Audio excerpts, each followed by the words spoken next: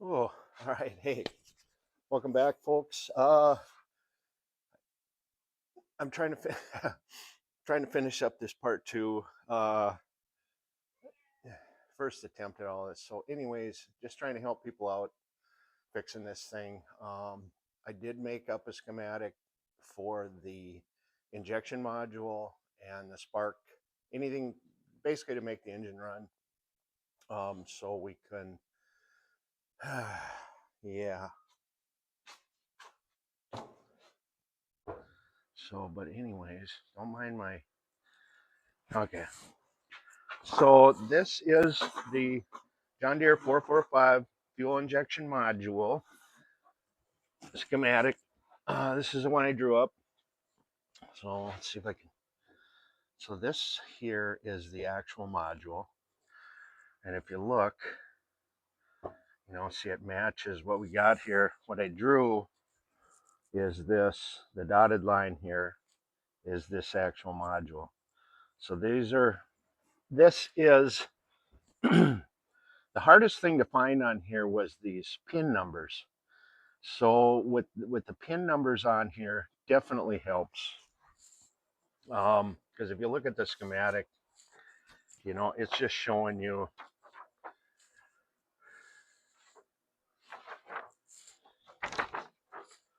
you know, here's our module, and it just gives you wire numbers here, or the pin numbers. Um, Sometimes they'll give you the colors, but it's really hard to find that without some kind of a key like this. So anyways, what I wanted to do was kind of go over this with you so that everybody kind of understands how this is working. I'll do my best to explain this. So here's our battery. Um, this would be our frame ground.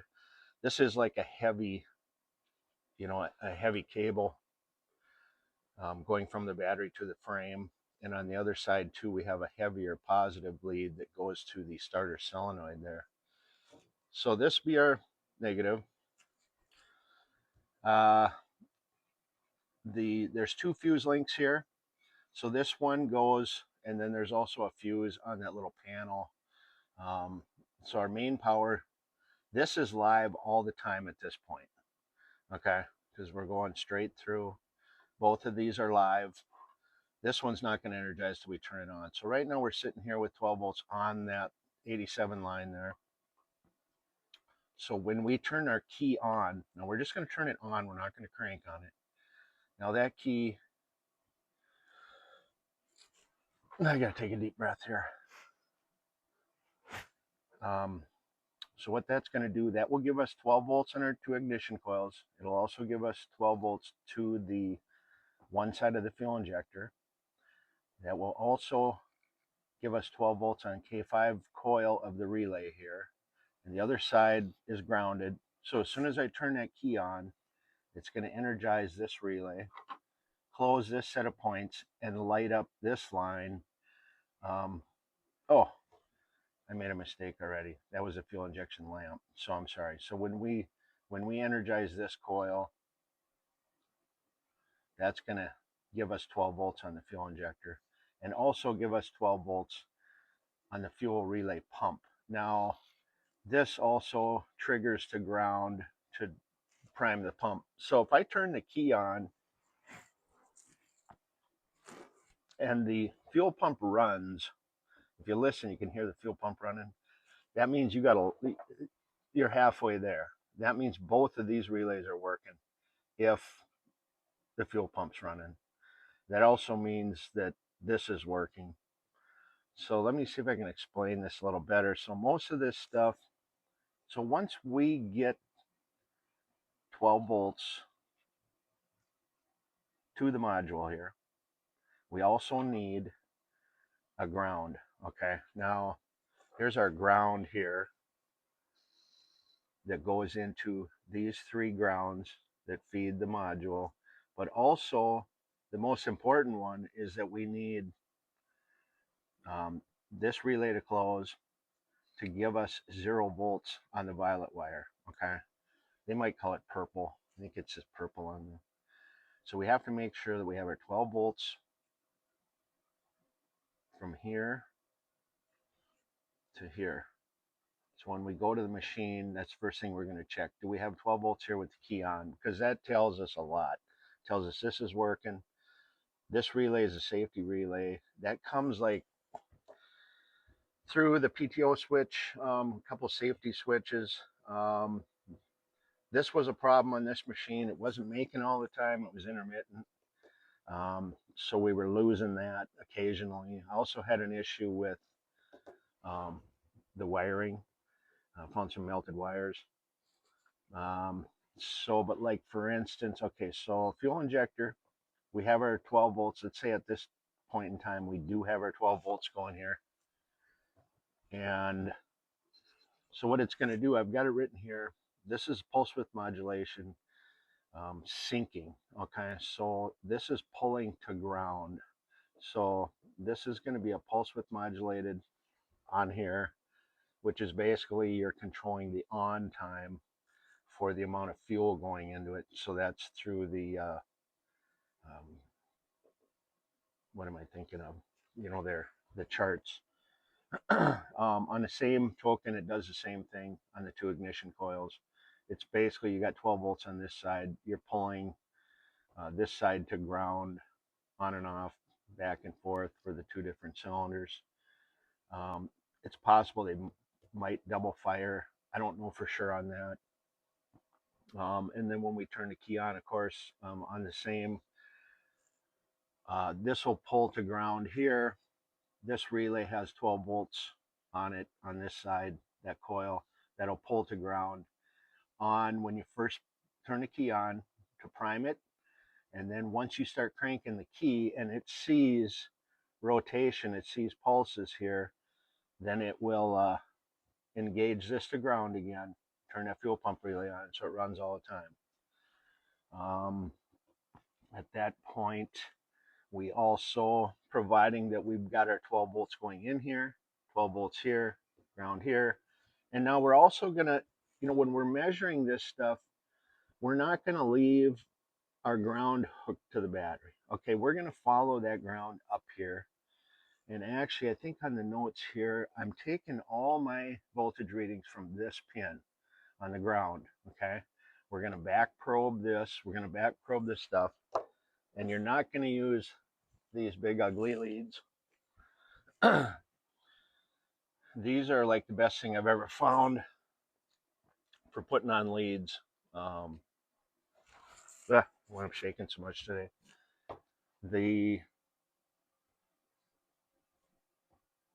These work way better to back probe without ruining your pins. So we're gonna put our ground in here, and then we're gonna go check. First thing we're gonna do is we're gonna look for this 5 volts on the red. There's a red and a pink. They're really hard to tell apart. It was really hard to come up with the pin configuration. Let me back up a little bit here too. That on this pin configuration, I really had a hard time because this is actually a 14 pin connector, but I was really having a hard time until I really examined the wiring harness layout in the manual. And I was able to figure out it goes 1 through 7 here, and then it starts over. This is normal, 8, 9, 10. Where I was getting screwed up was it skips 1 here. So it goes from 10 to 11, 12. So there's 13 pins, what I would consider a 14 pin connector. So then it starts over here with 14, 15, 16, 17, 18, 19. This took me a long time to figure this out. So, but anyways, at this point then, so we're going to probe in here. We're going to put our black in there. We're going to look for this 5 volts. And basically, there's quite a few things going on with the 5 volts. This feeds our pressure sensor. Some call it, it might be called a map sensor. This guy right here. $320 part. I'll try to see if I can save you from not having to replace one if you don't need to. The black, of course, here is our ground. I also show, so this is a chassis ground, and that is a DC common ground. And that's basically the chassis and the DC are the same on this machine, but I just like to show on my prints that they are the same. Because this is basically an internal DC here, but that's where we want to measure these voltages from, not from over here somewhere. We want to be right at the source. So here's our 5 volts, feeds to the pressure sensor. Now, as this pressure sensor like pulls a vacuum, this 5 volts will drop towards 0. If you pull a vacuum on it, you'll get about 0.6 volts, as you have a semiconductor junction there. So and then if you would blow, put pressure on this, there's a little port here. If you put pressure on it, then the voltage will go up to, it won't go to 5, but it'll go to like 4.6 or something. So you can test that pressure sensor that way. With it all hooked up, key on, you can put a vacuum hose on here, suck on it, blow on it, see if this goes up and down. If it goes from minimum to maximum, it won't go, 0 to 5. Like I said, it'll go like 0.6 to, 4.4 maybe or something. I don't know exactly what the range is on it. But then you can kind of tell if it's working or not, at least initially. Then we're going to go over, we got 2 temp sensors, air and coolant. Now to note, there is 2 coolant sensors in this machine. One of them is for the ECU. The other one is for the gauge. So there is 2 different ones. So now how this is going to work. So what we're going to do, so basically there's a voltage divider inside here, and it's going to give us 5 volts out. Now, if you look here, this is a thermistor, and it's a negative temperature coefficient. So as this heats up, the resistance goes down. So therefore, my voltage, I'm going to test my voltage right here, okay? Ground here. I'm going to test my voltage here. And if this was open, I would read 5 volts here. But as this, so we hook this in here. I think it's I can't remember the value. We'll write the value down. I wasn't sure, so I wasn't going to write it on here. We will actually go to the machine. We'll see what it is. We'll write it down. But what's going to happen as this heats up, the resistance goes down. So therefore, my voltage reading here is going to go down as the motor gets hotter. The same with the air temp. As the temperature goes up, the resistance goes down, the voltage goes down. Okay, so let's try that. I also I labeled on here this is these Bosch relays, these 12 volt high amperage relays. This was the intermittent one. You can see there is some corrosion in there. So this was an issue. This tractor had multiple issues, but I think we got it straightened out now. I just want to go over this, how I figured it out. This is very handy because this is basically everything for that motor to run. Everything's right here. Now, I don't show like the start, because that goes through a bunch of safety stuff too in order to trigger the starter. So I think this will be very helpful for a lot of guys out there trying to figure these things out. A lot of these tractors out there, they're a beautiful piece of equipment. I know a lot of people have them. Everybody that's ever owned one says that it's just a phenomenal tractor. So they're definitely worth saving. You guys don't scrap them out. Let's try to, these to replace this tractor, you're probably looking at $16,000. I got a couple of these. One has a blade on it. One has a snowblower on it. One has a trailer. One has a cab. Yeah. So anyways, we got a few of them. We're just going to go over this. Hopefully this helps. I can't think of anything else. I could kind of go over the relay operation here. So basically, if we drop 12 volts across this coil, 85 and 86 are the coil. If we put 12 volts across here, that energizes this coil. And what it does, so here's our common, and inside the relay is, so it would be sitting over here. There's actually a piece that goes, I don't know which one to call it, the contact points that sit here, spring loaded.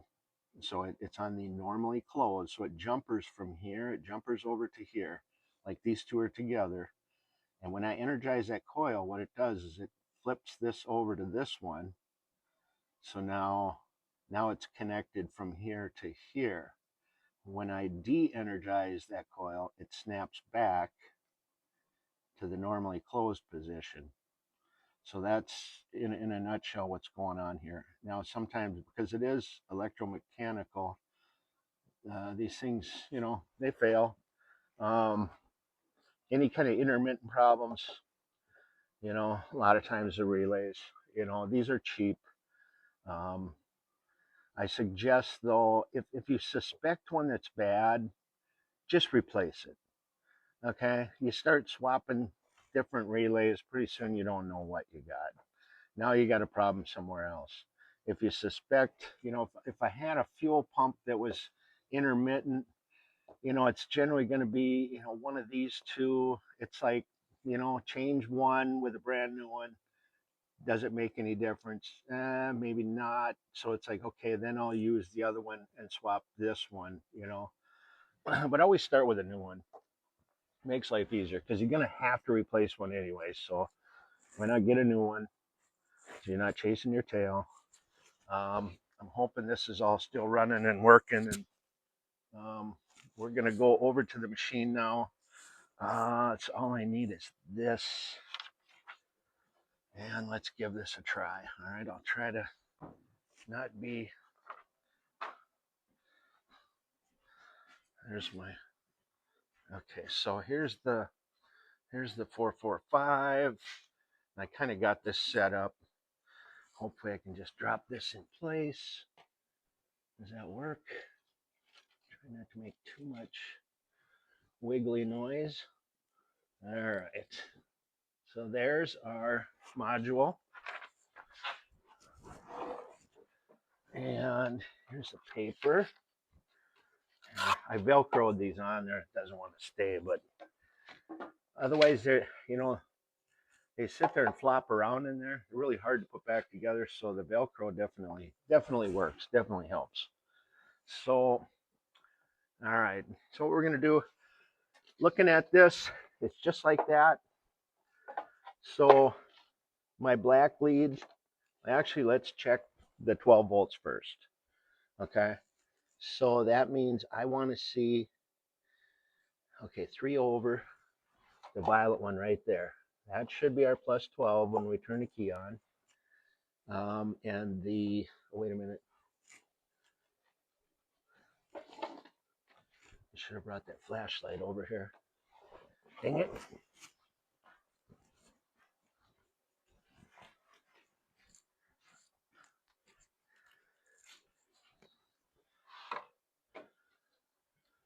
All right. A little better.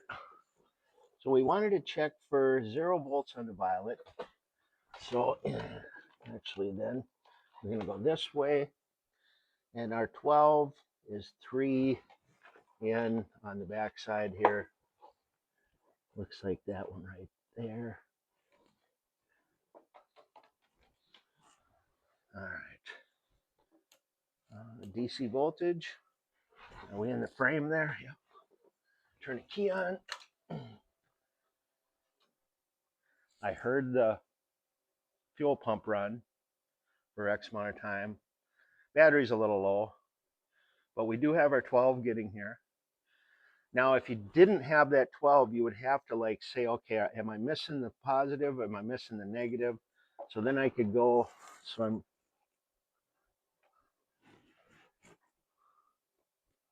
what do we got? 12.3. So then like if I went to ground over here, just to see, are we missing? So we got my 12, we got our 12 there. We could go, okay, maybe we're missing the ground. We could go this way. We'll go to the positive then. you know, so figure it that way. So we do have our 12 volts getting here. I heard the fuel pump go. So if the fuel pump went, that pretty much tells us that both of these relays are working. It kind of tells us that the system is ready. There is no, because there is a light on here for the injection fail. So if anything was disconnected or anything, it will give us a code. But at this point, what we're interested in is the voltage on the sensors. Okay, so that's our DC ground, that's center on the back side, black pin.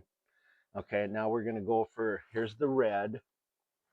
Okay, so there's our 5 volts.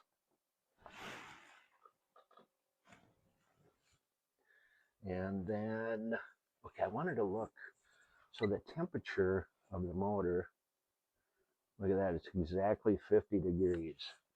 So at 50 degrees, the pink one reads 2.8. 50 degrees, 2.8.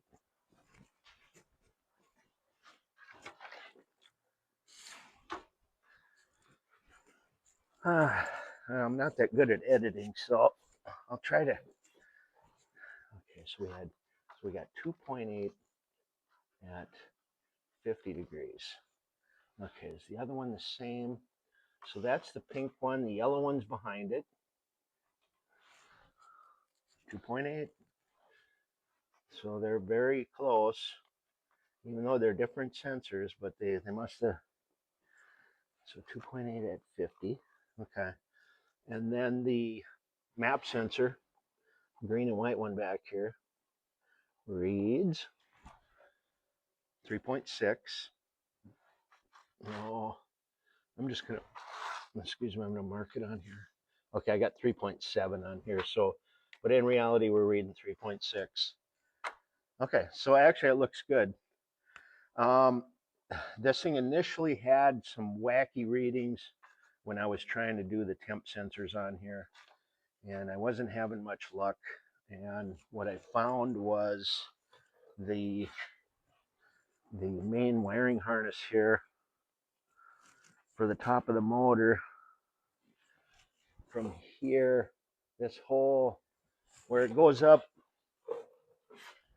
to the injector and the temp sensor, these wires were melted together. So that seemed to be the initial issue with this one. This one I did put the aluminum valve covers on it rather than the plastic ones, because this has a much better cap on it that doesn't pop off. Also, I adjusted the valves, or basically the lifter lash maybe to 10 thousandths on that. This guy has about 1,200 hours on it, and it has 255 pounds of compression in each cylinder, which is awesome. So this thing's in great shape, definitely worth fixing. The guy I got it from gave up on it. So if I can help anybody, here is, if you can see, let me see if I can. So back here, this one here, there's a temp sensor right here. That's for the gauge. Okay, up in here, we have, okay, this guy right there, that's your fuel pressure regulator. That gives you about 28 psi on the rail of the throttle body there. These are the injector wires. So I know this thing's kind of hard to, there's our map sensor, okay, right here. So you can actually pull the vacuum hose off the bottom here. Be careful, you don't want to break that little nipple on that plastic map sensor, because like I said, it's $300. But you can, basically right now, we're plugged into the map sensor here. Okay, so right now I could, if I hook the vacuum on there, I could watch that 3.6 go up and down. So I'm not going to do that right now. It's too hard to pull that hose off there, and I don't want to break that nipple. But it was nice that John Deere actually had this wire harness. The old one was in pretty tough shape. I tried to fix it, but I don't necessarily like how tight they got it here. I might do something with that. They're kind of pulling on them wires pretty hard. But I tell you what, this thing, it should start and run at this point. Um, let's see if what we get for numbers. I'm trying not to move this thing around so much. I know it makes a lot of noise. Where's our, there's our meter.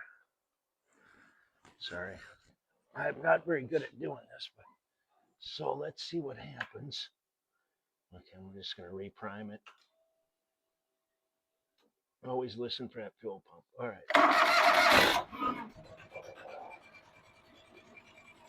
Starter needs a little work. Burn like a kitten.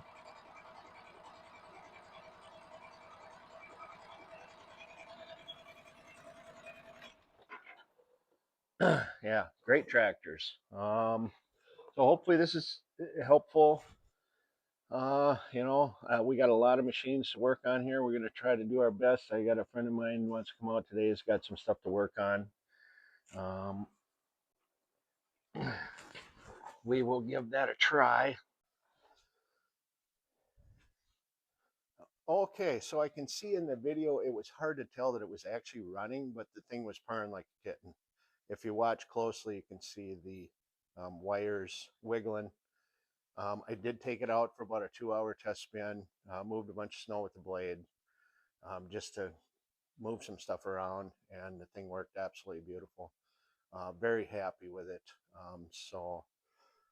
Yeah, well, we'll go from there. Till next time, we got a lot of equipment to work on, many different things. I'll be wearing a lot of different hats. We got, yeah, a lot of stuff. So we'll get on it. Thanks for watching.